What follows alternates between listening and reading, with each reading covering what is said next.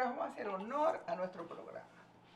El nombre de nuestro programa es Página Abierta con la Educación. Y la educación lo es todo. Es la cultura, lo es el arte, lo es los grupos profesorales, pero la educación es sobre todo las facultades, las unidades que forman a los que van a asegurar las plazas en las escuelas, en los preescolares, en los liceos, en las universidades. Y en nuestro país desde hace ya muchos años existe esta unidad, primero como departamento de pedagogía y desde hace 13 años como facultad de ciencias de la educación. Para hablar sobre los problemas que existen en esa facultad, formadora de miles, formadora de prácticamente la mayoría de los profesores que están impartiendo docencia en los diferentes niveles del país, voy a conversar pues con su vicedecana, con Juana Encarnación. Juana, qué placer tenerte aquí. Gracias, mi querida Diana. Como siempre, feliz de estar contigo tantos tiempos, conociéndome. Ya me siento casi hija tuya. Gracias, gracias. Que te voy a decir algo, Voy a decir algo. Yo conozco no solamente a Juana, sino a Rosario, su hermana. Sí. Y a través de Rosario sabía que ella había perdido a sus padres, ambos padres, siendo una niña. Y eso a mí, de verdad que me llegó al corazón, porque yo sé lo importante que son los padres, el rol tan vital que tienen. Y como tú, pues siendo otra niña un poquito más grande, sí, trataste de cubrir ese vacío tan importante que tuvo esa familia. Eso fue algo que de verdad todavía, si yo lo pienso, pues se me humedecen los ojos. Sí, sí, eso es algo que es parte de nuestra vida. Tú sabes que nosotros asumimos roles por la misma formación de hogar que traemos y en ciertas etapas de la vida pues nos toca asumir a temprana edad el rol de ser madre adoptiva de nuestros propios hermanos. Y es algo que Dios nos puso como misión y que lo cumplimos a cabalidad dentro de todo lo que pudimos. Qué bueno, Juana. Pero eso también te motivó, me imagino, porque educar no es solamente amar, educar no es solamente, pues, que se alimenten. Educar es, debes hacer esto, debes actuar, debes saber elegir, debes ponderar, debes tener criterio. Y eso tú lo fuiste aprendiendo desde niña. Así es. En ese rol que se te dio. Así es. Por lo tanto, no es casual que cuando te tocó elegir una carrera, eligieras la carrera de educación. Así es. Mira, desde niña, pues como bien dice, nuestros padres nos fueron guiando dentro de lo que se podía y siempre quisimos ser, ¿sabes?, pediatra. Ese era mi deseo, ser pediatra. Sin embargo, las condiciones de vida, las oportunidades que teníamos, no nos permitía ingresar a una carrera como medicina dentro de la universidad. Te diré, y esta historia también tú la conoces, que no terminamos siendo pediatra, pero sí fundando un centro psicopedagógico que se llamó Centro Psicopedagógico Mi Rey, donde tú varias veces cuando fuiste vicerrectora tuviste la oportunidad de compartir con nosotros, involucrarte directamente con nosotros en ese proceso. Y esa parte, ¿verdad?, de trabajar con niños, pues ahí se implementó. Toda esta oportunidad que nos ha dado la vida nos ha permitido ir metiéndonos todos los días, involucrándonos en lo que es el proceso educativo en los diferentes niveles, desde el nivel inicial, nivel medio, nivel universitario, y hemos trascendido un poco más allá a los programas de posgrado, entiéndase especialidades, maestrías y doctorado. Por lo tanto, este amplio espectro nos ha vinculado bastante a la educación a nivel nacional e internacional. Por eso estamos hoy como vicedecana de la Facultad de Ciencias de la Educación, en donde los profesores de la facultad consideramos que nos tomaron en cuenta para ocupar esta posición y seguimos adelante. Sí, es un rol tuyo de querer aportar, no solamente a través de la escuela, que como tú bien dices, la conocí, donde no solamente dabas el servicio educativo, sino que también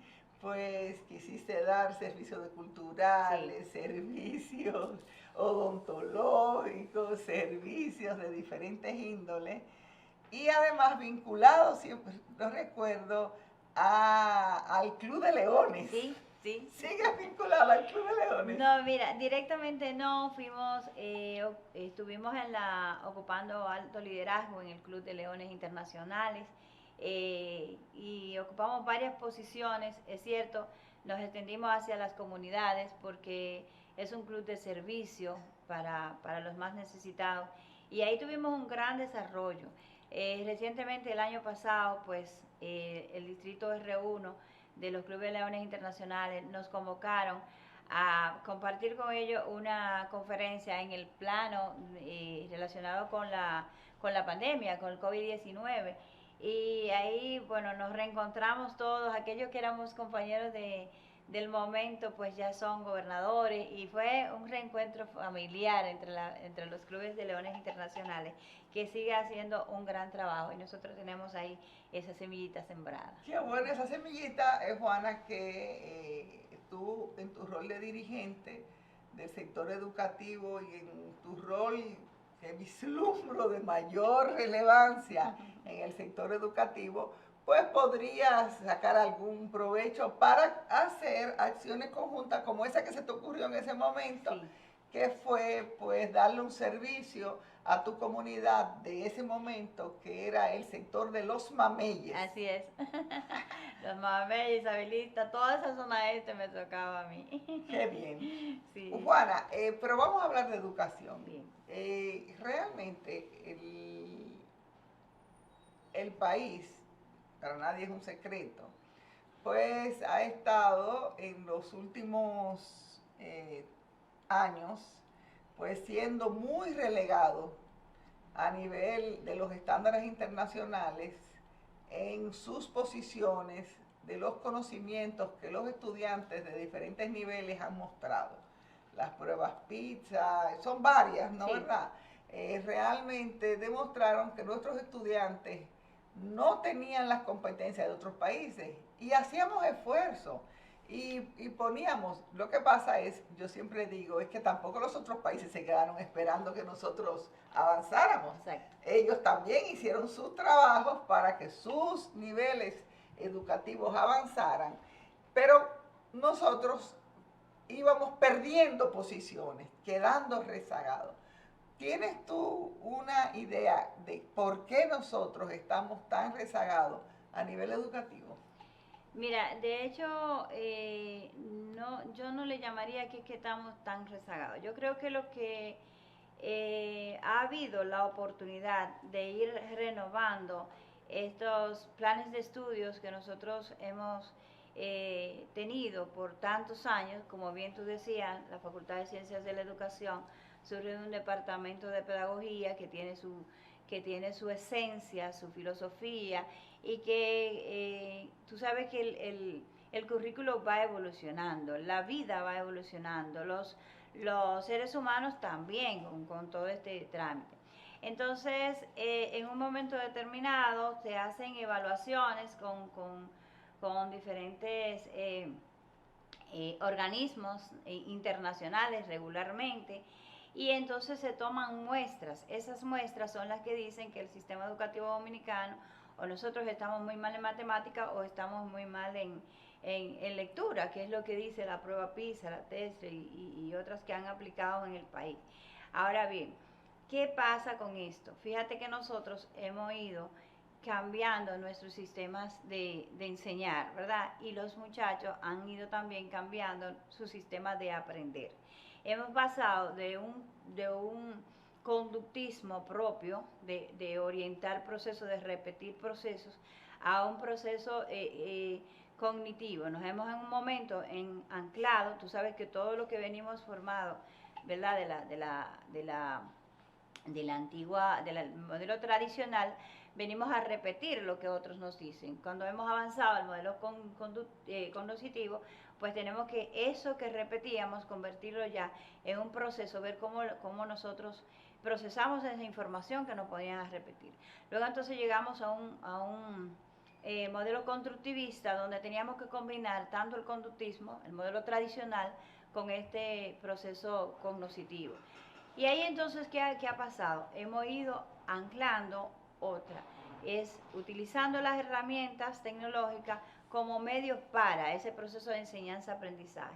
En ese sentido, hemos ido avanzando en los procesos. Sin embargo, nuestras realidades en las comunidades educativas donde se desempeña la gran mayoría del pueblo dominicano, que es extrema pobreza, entonces ahí vamos y tomamos esas muestras para entonces nosotros quedar ante el mundo de que nuestro sistema educativo está mal 100%. O sea, tú dices que lo que sucede es que las muestras son tomadas precisamente en el sector donde los problemas son más agudos. Bueno, si tú te pones a ver, cuando tú buscas dónde se toman las muestras y tú dices, bueno, en el Batey y tal, allá se tomó una muestra. ¿Cuál es la condición que tiene ese maestro para trabajar en ese Batey? Por ponerte un caso así. ¿Cuáles son las condiciones que tienen esos padres para orientar a esos niños para que puedan tener un buen resultado?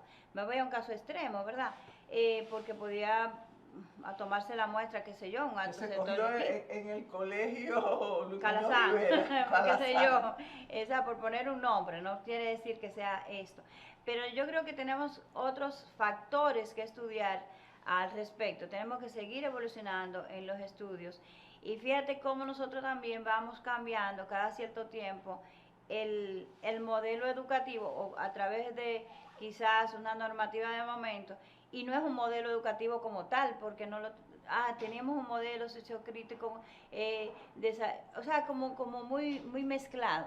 Entonces nosotros no podemos hacer lo propio para vender nuestro modelo educativo dominicano hacia otros países como lo viene haciendo aquí, qué sé yo, Finlandia, Singapur, cualquier otro modelo educativo que tenemos en otros espacios.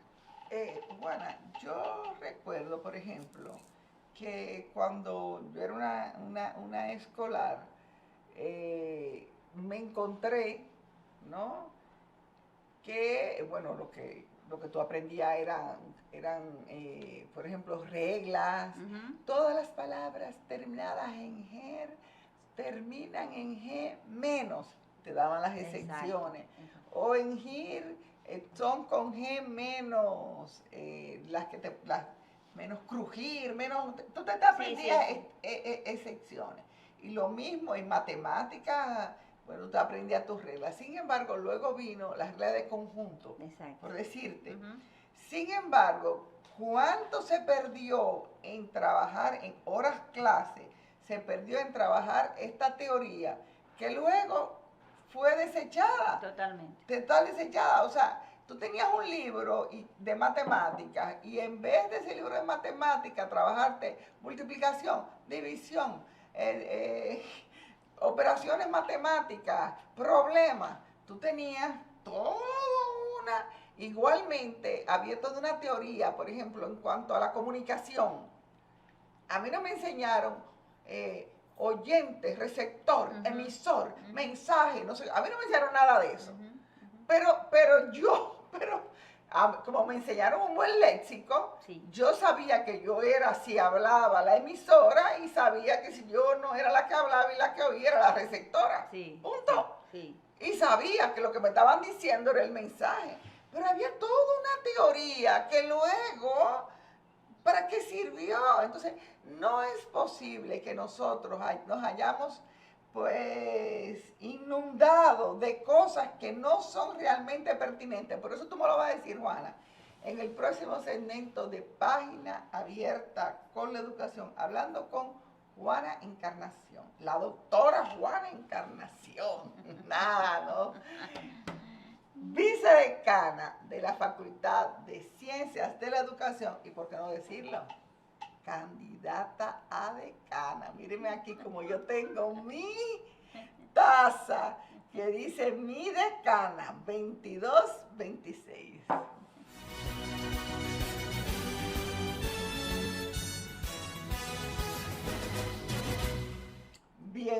dime, si tú crees que yo tengo razón, te estoy hablando algo que, que, que de verdad yo jamás he vuelto a ver, ni en mis nietos, ni nada, nada que tenga que ver con conjunto. Sí, fíjate, Diana, tuviste la oportunidad de tener unos profesores que te orientaron hasta donde ellos se le permitía, que eso mismo pasa en las familias. Los padres también orientan a los hijos en la manera en que ellos pueden dar. Entonces, mira cómo tú expones ese cambio de esa teoría que en el momento era repetitiva, era lo que te decía, el modelo conductista, veníamos de repetir y decir sí señor, entonces no nos permitían expresar lo que sentíamos. 2 más 2 son 4 y no, y el maestro no le interesaba el resultado del 2 más 2 son 4. Cuando vamos evolucionando porque alguien presentó la teoría de conjunto, entonces tenemos que ponerlo en el programa, en el currículum. Recién yo, el año pasado, pues estuve en la Universidad de San Marcos, de Guatemala, y allí estuve poniendo una... En Guatemala también, porque también Sí. en Perú hay una que se llama San Marcos. Sí, pero en Guatemala Esta es también. en Guatemala. Ajá. Perfecto. Entonces allí pues tuvimos la oportunidad de presentar una conferencia que se llama que el currículum es una maleta de viaje. ¿Y por qué es una maleta de viaje? Fíjate cómo nosotros, si lo hacemos la analogía, cuando estamos en un viaje y se nos queda la maleta, pues tenemos que cambiar de otra rápidamente o vamos actualizados. Fíjate cómo nosotros hemos cambiado esa maleta llena de libros tradicionales, de papel, a andar con la maleta ahora, que es la máquina, ¿no? El celular, el dispositivo, celular, ¿verdad? Para tenerlo todo a mano. Entonces, esa evolución que se va dando en ese cambio curricular es lo que en cada época debe ser evaluado. Y volvemos a la evaluación de los procesos. Eso pasa en nuestro país. No podemos estar cada vez, o sea, tenemos que darnos un tiempo para ver qué pasa con algo implementado. Y eso implementado, ser sistematizado y darlo a conocer, dar lo bueno, lo positivo.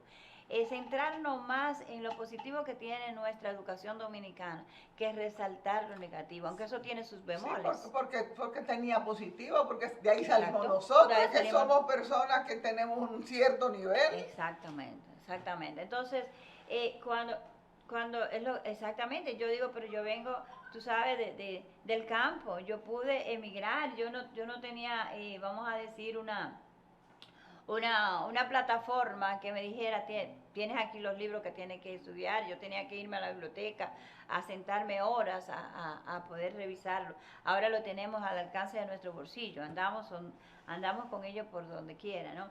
Entonces, eso es lo que nos llama a nosotros poderosamente la atención. Fuimos formados, pero hemos ido evolucionando. Ahora tenemos otros muchachos. Ahora tenemos los profesores que éramos análogos totalmente, hemos tenido que aprender a ser digital de una u otra manera.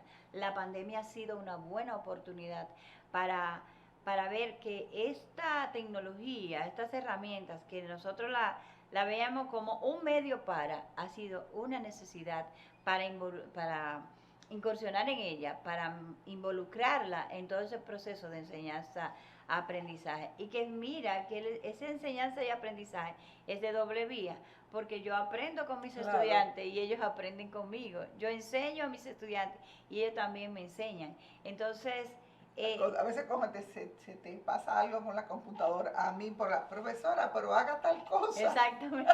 Te dicen en el chat del grupo que a lo mejor se me apagó el audio o a lo mejor. Exactamente, eso es así, Entonces, yo creo que es una oportunidad para repensar nuestra educación, es una oportunidad para ver dónde es que están los puntos nodales, ¿no?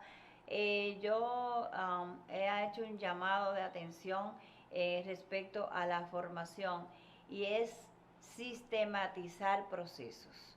Toda esta experiencia que estamos viviendo tenemos que escribirla, analizarla, evaluarla, para nosotros poder cambiar ese chip que tenemos de que nuestra educación en nuestro país es lo más malo. Yo creo que no, porque yo en las aulas tengo estudiantes muy buenos. Excelentes. Excelentes. Exacto. Entonces no podemos dejar a que la gran mayoría que no tiene las oportunidades, lo que tenemos que crear ese espacio de oportunidades para que ellos también alcancen esa excelencia. Y otra cosa, Diana, tú sabes muy bien que no todos tenemos que ser excelentes, no todos vamos a lograrlo. No, porque si todos fuéramos excelentes, entonces existieran otros niveles de excelencia. Exactamente. Porque siempre, eso es como el horizonte, siempre se puede ir más lejos. Más lejos, exactamente, así es, así es. Juana, a mí debo decir como profesora que a mí me preocupó enormemente cuando se planteó el problema de cambiar mi programa por competencias, pero sobre todo, Juana, porque, por ejemplo, en el área particular que yo enseño, que es francés, y lo he dicho quizás en alguna otra oportunidad en este espacio, de repente pusieron que los que iban a optar por cursar la carrera tenían que tener un nivel de competencia comunicativa. O sea, no era que cualquier persona, mira, yo quisiera ser profesor de francés, yo tengo un poquitito de francés que aprendí en el bachillerato y bueno, voy a seguirlo. No, tú tenías que tener una competencia comunicativa de haberte graduado en la Alianza, de haberte graduado en el Liceo Francés, de saber francés para tú ingresar a estudiar la carrera de educación mención francesa. Entonces yo digo, bueno, están condenando a que el francés desaparezca en el sistema educativo, puesto que ¿dónde están los cientos de personas que va a necesitar el sistema educativo para cubrir la plaza de francés, que van a ingresar en la universidad ya sabiendo francés? Es que los estudiantes del liceo francés, que son niños de clase alta, se van a dedicar a ser educadores. Es que los padres que mandaron a sus hijos al Dominico, a la PECA, a la Alianza, esos chicos están todos deseosos de ser educadores en un país donde el educador no es visto como una persona de éxito, sino como una persona que optó por esa carrera porque no tenía otra alternativa. Existen los como nosotros que lo decidimos, pero ¿cuánta gente realmente no optó por esta carrera? Entonces yo te pregunto, ¿cómo ves tú tu facultad en el marco de este cambio? Mira, respecto a esto, yo te voy a decir una cosa. Yo también he dado algunas opiniones respecto a la formación en el nivel preuniversitario. Entonces, nosotros tenemos unos niveles de francés, bueno, nos motivan, porque a mí me motivó a estudiar un poco el francés, lo que yo aprendí en el bachillerato, y luego hice unos cuantos niveles de francés, ¿no? Entonces, esa formación que se da en ese nivel preuniversitario debe ser revisada y orientada hacia la vocación que tenga el individuo, claro está. Nosotros tenemos que saber que el día de hoy no se vive de lo que usted ha sido, o sea, la licenciatura que usted ha obtenido, sino los valores agregados que se le van sumando a esa licenciatura. Entonces, en los centros educativos del nivel secundario se aplican unas pruebas de orientación vocacional. En esas pruebas de orientación vocacional, nosotros podemos determinar, y eso es una sugerencia al sistema educativo, al MINER sobre todo, nosotros podemos determinar hacia dónde están orientadas la formación lo que los chicos le gustaría estudiar.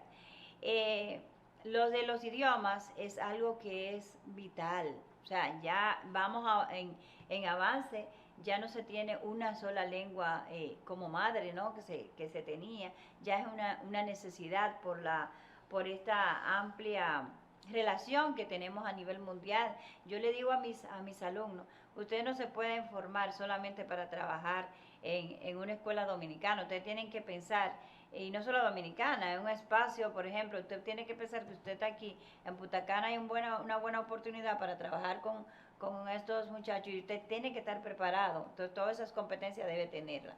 En ese marco de las competencias, la Facultad de Ciencias de la Educación se ha involucrado en la revisión de todos los planes de estudios, la Facultad de Ciencias de la Educación y otras facultades también, para adecuar lo que veníamos hablando al principio de la entrevista, cómo pasar de ese currículum por objetivo a este currículo por competencia. Y es que la palabra competencia creo que se ha tomado de una manera como que la gente, como que es algo difícil. En la misma medida que conversábamos al principio, de Ana, que el maestro te ponía a repetir las letras y que tú podías aplicar, ¿verdad? Esas reglas y que tú podías aplicar y demostrar que tú puedes emplear eso más, que es lo que hemos hecho todos, lo que hemos venido ahí, estamos desarrollando competencias. Entonces, si tú estás aquí frente a tu programa de televisión, tú tienes que demostrarle al público que tú tienes competencia comunicativa para llegar hasta ello. Entonces, en la Facultad de Ciencias de la Educación, lo que nos proponemos es ver qué hemos hecho hasta ahora, qué es lo que venimos haciendo. Ya tenemos ahí aprobado 6 carreras, ¿no? En el enfoque por competencia, pero también tengo que decirte que en este momento y esas 6 carreras entonces se están impartiendo. No se están impartiendo, porque ¿qué pasó? Que al momento de crear la normativa 0915, de poner en funcionamiento, entonces la facultad lo que hizo fue, la universidad como tal, se involucró en revisar esos programas por contenido para que entonces fueran evaluados por pares internacionales y por el Ministerio de Educación para la no ejecución. En ese proceso se ha quedado... fíjate que no se ha implementado como tal en la Universidad Autónoma. Entonces, todas esas becas que se estaban dando para universidades que no es la UAS. Exactamente. Es que yo te voy a decir una cosa, es que... Pues entonces están penalizando la UAS. No, es que el término UAS, tú sabes que la UAS no necesariamente tiene que le vamos a dar beca porque el Estado es que paga la UAS. Claro. No, ¿entendiste? Sí. Entonces, ese es algo que hay que también verlo desde otra óptica. A la UAS, todo el que vaya a estudiar a la UAS tiene que ir a ser becado. Ya está becado. ¿Entiendes? Entonces nosotros lo que nos hemos involucrado es en preparar la plataforma. Ahora bien, viene una segunda parte que a partir de la revisión que está haciendo el Ministerio de Educación Superior en este momento y el Ministerio de Educación de la República Dominicana, porque los dos ministerios ahora se han vinculado para hacer esta revisión y revisar esos perfiles, revisar qué es lo que podemos agregar a esto que hemos hecho. Fíjate, Diana, nosotros hemos tenido en el 2004 una normativa que fue revisado todos los planes de estudio en los que yo fui formada y entonces se hicieron y se implementaron. Yo en ese tiempo era funcionaria y participé. Exacto, luego se hace, en 2008 se hace otra resolución, otra normativa, se revisaron todos los planes de estudio, esos planes de estudio no fueron implementados. Y entonces... Seguimos entonces con vigente lo del 2004. Exacto, y luego entonces se hace una normativa 0915, en donde también esos planes de estudio hay que adaptarlo a todo lo que se había hecho, trabajado en este 2008. momento. Ajá, hay que adaptarlo a la 0915. En ese trayecto nos quedamos nosotros, en aprobar, en revisar, en aprobar esos nuevos planes con esa no objeción, o sea que ya estamos listos para... Y entonces ahí viene el otro sistema. Esto es todo un subsistema dentro del sistema. Entonces hay que ahora implementarlo, colocarlo en la plataforma, codificarlo. Tú sabes, todo lo que implica en la UAS implementar un programa de trabajo, un plan de estudio. Tú sabes más que yo de eso, porque hay bastante tiempo que tuviste al frente de todos estos procesos. Y en esa línea estamos. Estamos desde la facultad aunando esfuerzos con ambos ministerios de educación, presentando posibilidades. El Consejo Universitario también ha jugado su rol. Tú sabes que nosotros dependemos de esas disposiciones, porque nosotros somos autónomos, pero ¿hasta dónde llega nuestra autonomía? También tenemos ahí una ley de educación superior que es la que nos asegura, o leyes de educación, porque este país que tiene 2 ministerios de educación, 2 leyes de educación, y entonces tenemos que ponernos de acuerdo y llegar a un consenso para aplicar lo que debe ser. Pero yo creo que vamos avanzando en buscar acuerdos, en que el sistema educativo mejore, en revisar todos estos procesos, las prácticas docentes, las pasantías de nuestros profesores estamos proponiendo planes de estudio para acompañar a esos profesores que ya han sido egresados o más bien los egresados de la carrera de educación y que recientemente, por ejemplo, han ido a concursos. No son todos de nuestra universidad, pero la mayoría es de nosotros. Entonces nosotros también queremos ver cuáles han sido esos muchachos nuestros que han superado esos concursos y los que no han superado y también. los que no han superado para plantear planes remediales, porque ya lo tenemos egresado de la universidad. Entonces también el Estado tiene que ver qué hacer con ellos. ¿Y cuántos estudiantes, tú me vas a contestar esta pregunta, cuántos estudiantes tiene hoy? Porque siempre como escuela era una escuela muy numerosa, Sí, sí. que tenía miles y miles de estudiantes. Y en parte eso, pues, además de que la educación, en Cuba hay hasta universidades que solamente enseñan educación, universidades pedagógicas. ¿Cuántos estudiantes tiene? Pero eso no me lo va a decir precisamente en el próximo segmento de Página Abierta con la Educación, conversando con Juana Encarnación, vicedecana de la Facultad de Ciencias de la Educación de la UAS y candidata a decana.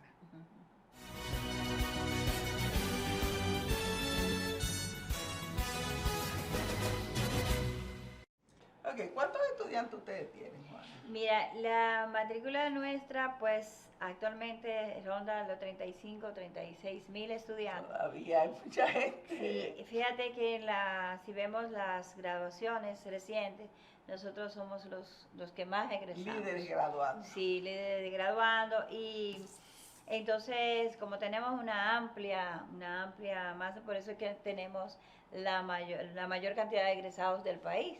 Y es lo que te decía, es pensar en las propuestas de planes remediales que podemos hacer para hacer un acompañamiento.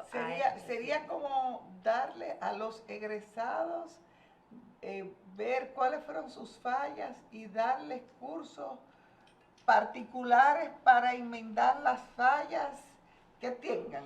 Esa es una propuesta de que ambos ministerios pues se pongan a nuestra disposición para que nosotros podamos tomar, ¿verdad? Hacer un análisis, hacer un estudio respecto a dónde han estado esas debilidades y convertirlas en fortaleza.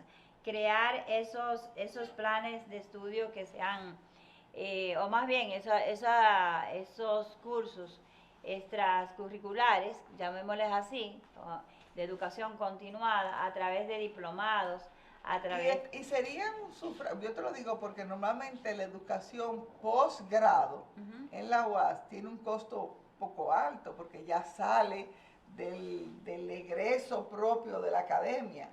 Y en ese caso volvemos a que los que pueden y los que no pueden. Sí. Entonces, ¿serían sufragados por la universidad en gran parte o vendrían a caer dentro de lo que son programas de posgrado a un alto costo?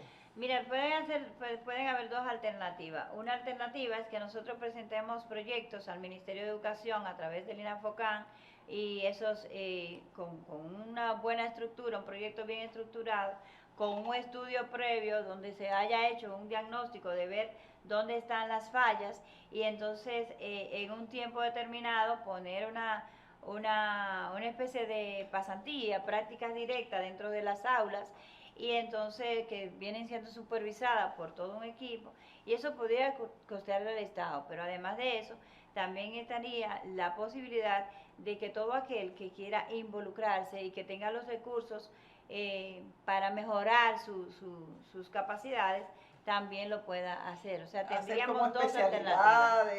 Maestrías y diplomados. Y diplomados, exactamente. Cursos cortos, cursos largos. Y ahí tendríamos una buena fuente de investigación que le serviría a ambos ministerios o a los tomadores de decisiones para ver dónde podemos cambiar el sistema, dónde podemos hacer eso. ¿Dónde que están las fallas? Claro que sí, claro, porque lo que tendemos a que mejore el sistema educativo dominicano. El sistema educativo no va a mejorar repitiendo un discurso. El sistema educativo va a mejorar pasando del discurso a la práctica, a los hechos, ¿no? Muéstrame lo que puedes hacer y te diré si es bueno o no. Muy bien, vamos a Juana, vicedecana, candidata decana, candidata decana. Realmente para nadie es un secreto que en la UAS, señores, no es fácil optar por cualquier posición. Realmente existen los intereses, existen los afectos, las relaciones primarias, existen las relaciones, ¿por qué no? O sea, de repente tú tienes una buena amistad con personas ligadas al Ministerio de Educación Superior, por decir, y entonces te vienen apoyos que realmente son no a ti como persona, sino a esa persona que tiene una relación contigo. Es bien complicado. Sí. Pero tú, valientemente, pues le saliste al frente a todo y estás aspirando. Pero además tú estás en una escuela que está en el país entero, sí. Lo cual significa que tú tienes que acercarte a todos los centros regionales. Sí.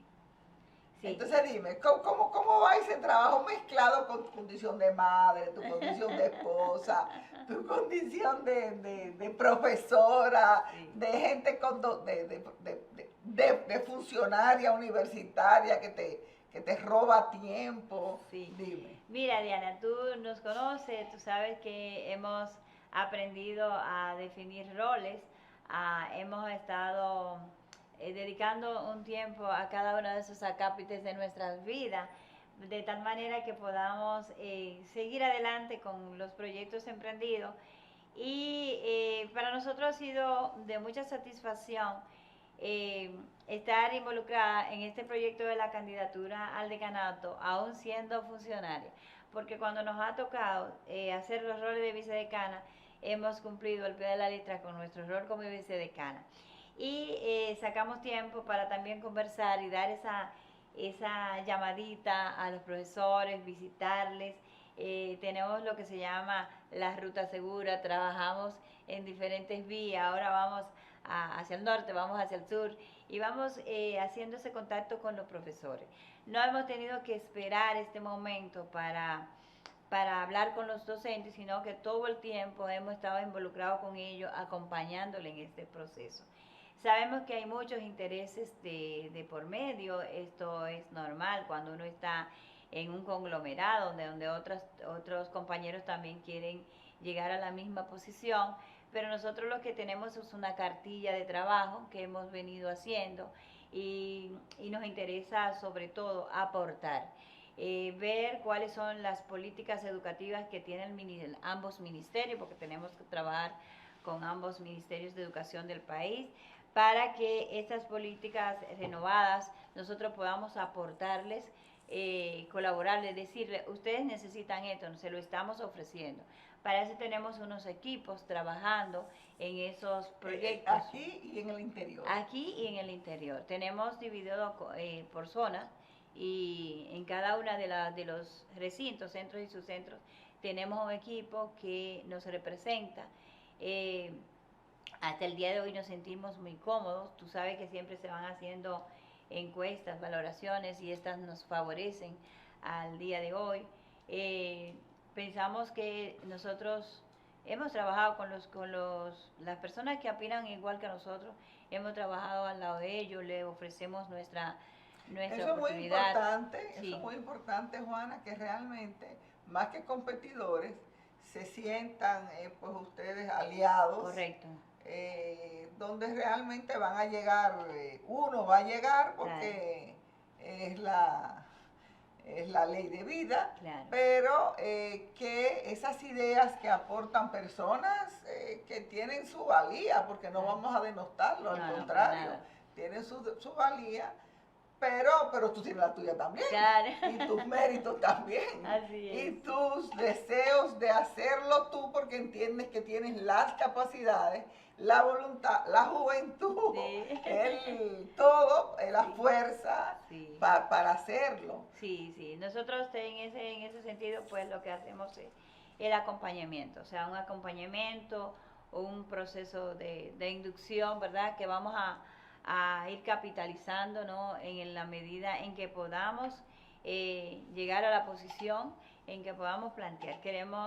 No tenemos la varita mágica para transformarlo todo, pero sí tenemos la experiencia y tenemos la preparación académica para hacer un buen trabajo en el decanato, si es que Dios lo permite, y los profesores de la facultad, que sé que lo van a hacer, nos van a apoyar para llegar al decanato de la Facultad de Ciencias de la Educación. Tú sabes que una de las cosas que me ha llamado la atención en tu discurso y en lo que he leído de tu candidatura es que tú enfatizas mucho la pertinencia de la investigación y de la extensión. Sí. Eso, o sea, tú tienes tu fijo, tú tienes tu norte, pero tú sabes que te tienes que apoyar también en esos dos brazos. Claro. ¿Qué te lleva a ti pensar que esos dos brazos son tan importantes para desarrollar una facultad realmente efectiva? Mira, nosotros tenemos, como bien tú sabes, la Facultad de Ciencias de la Educación está a nivel nacional, en todas las,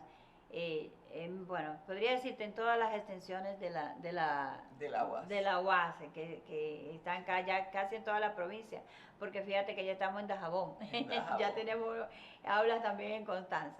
Entonces, ¿En Constanza también? Sí. No sabía. Sí, ya vamos a tener allá una aula, tenemos alrededor de 800 estudiantes inscritos para este ciclo básico de ahora de este semestre que se está cursando. Bien, y en Dajabón también tenemos una cantidad. Y en Neiva ya comenzaron. Sí, en Neiva pronto será un tiempo. centro, sí, así ya tiene casi todas las condiciones.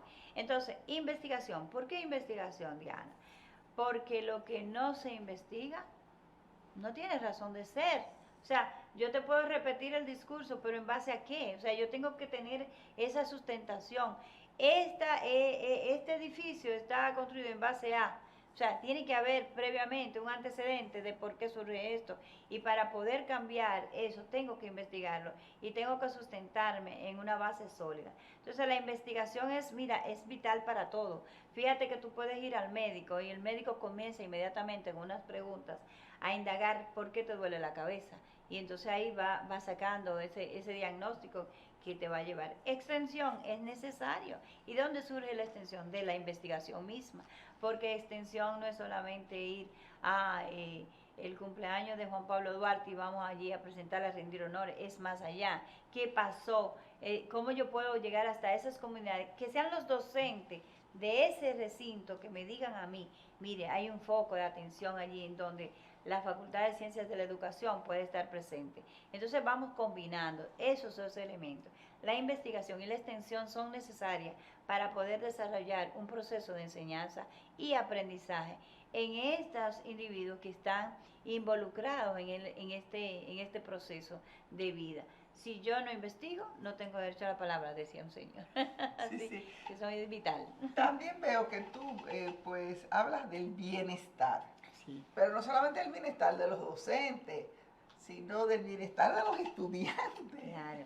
Y de los servidores. A ver, ¿cómo tú visualizas el bienestar? Que muchas veces la gente lo entiende, que es solamente percibir más dinero, pero no es solamente eso. No. Mira, el bienestar es algo, bueno, eso es algo que ya está muy estudiado, el bienestar físico, el bienestar emocional.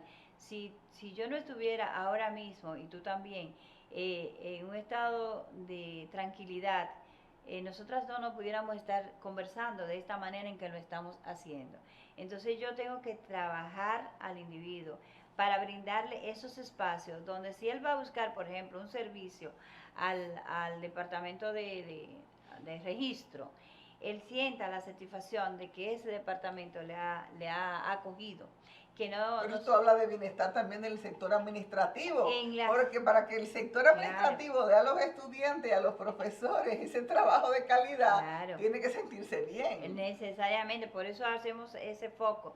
Es que los administrativos son el apoyo, el soporte, para que una gestión funcione. Si el sector administrativo no funciona, no va a salir bien el trabajo. Entonces yo tengo que hacer sentir, por ejemplo, cuando nosotros llegamos al vicedecanato de la Facultad de Ciencias de la Educación, nosotros inmediatamente creamos un grupito de WhatsApp que se llama Armonía. Entonces, la El mismo armonía, nombre ya lo dice. entonces, la armonía que debe haber entre los administrativos, los docentes y los estudiantes. Tú vas a buscar un servicio.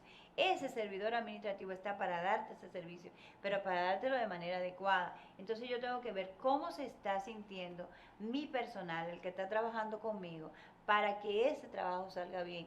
Nosotros estamos aquí, tu camarógrafo tiene que sentirse bien contigo para que esto salga bien. Todo tu equipo que está detrás de ti, de técnicos, tiene que sentirse bien contigo para que salga bien. Entonces ahí vamos. Es crear esos espacios donde los estudiantes puedan. Nosotros tenemos un equipo que se llama Creciendo con Juana. ¿Y qué hace ese equipo de Creciendo con Juana? O sea, que tienes el chat Armonía y Creciendo con Creciendo Juana. con Juana. ¿Qué hace ese equipo? Ahí están los estudiantes egresados de la Facultad de Educación, un buen número. Están los estudiantes que están cursando educación. Y ahí se le manda todos los posibles cursos que ellos pueden hacer vía electrónica sin tener que pagar un centavo. Pero yo tengo ya un estudio, dice, ¿cuántos cursos ha hecho usted durante la pandemia? ¿Cómo le ha favorecido? Entonces son espacios que se van creando donde se va haciendo ese bienestar intelectual, ese bienestar emocional, pero donde quiera que yo llego, ayer por ejemplo, yo llegué a Baní, a una feria ecoturística que tienen allá, y hay un stand del agua, y ahí ya tenía un grupo de estudiantes esperándome, ¿y qué yo le llevé a ellos? Pues unos libros. Entonces esto es bienestar, y ellos sienten esa acogida de mi parte. Y con los docentes hay muchas cosas también que nosotros nos involucramos. En la pandemia dedicamos un tiempo a ver cuál era el estado emocional de los docentes durante todo este proceso. Y entonces esto nos sirvió para transportarnos hacia todo el país. Y asimismo queremos ver el estado emocional de los estudiantes, el estado emocional de los administrativos. Y por ahí vamos, hay muchas oportunidades de crecimiento que muchas veces no te cuestan dinero, sino el tener la disposición para hacerlo. Bueno, señores, con no mucho dinero, pero sí disposición para hacerlo. Y además con esa proyección de paz y armonía que tú misma brindas, que da bienestar. Porque incluso me lo has hecho conmigo, me he sentido tranquila, me he sentido... Y yo sé que así es que tú trabajas, porque te conozco desde hace mucho. Señores, vamos a promover y ejecutar los programas de inducción y acompañamiento a nuevos docentes. Así dice Juana, y así yo sé que lo va a hacer. Y gracias, Juana, por compartir conmigo, por venir a este espacio y por contribuir con la educación dominicana a través de tus orientadoras palabras. Muchas gracias, Diana, por la invitación. Tú sabes que estamos siempre a tu disposición para cuando lo consideres conveniente. ¿Seguimos adelante? Gracias.